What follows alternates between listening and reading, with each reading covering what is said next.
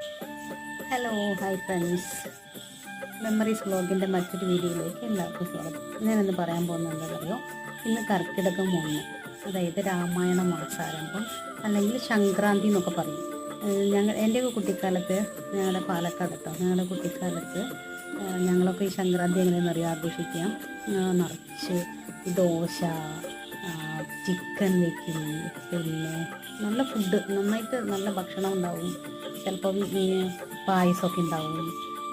പിന്നെ ഏറ്റവും സ്പെഷ്യൽ എന്ന് വെച്ചിട്ടുണ്ടെങ്കിൽ മൈലാഞ്ചി ഇടുക എന്നുള്ളതാണ്. അപ്പം തലേന്ന്, അതായത് ഇന്നലെ ആയിരിക്കും ഞങ്ങൾ മൈലാഞ്ചി ഇട്ടിട്ട് കിടക്കുക. അതായത് എങ്ങനെ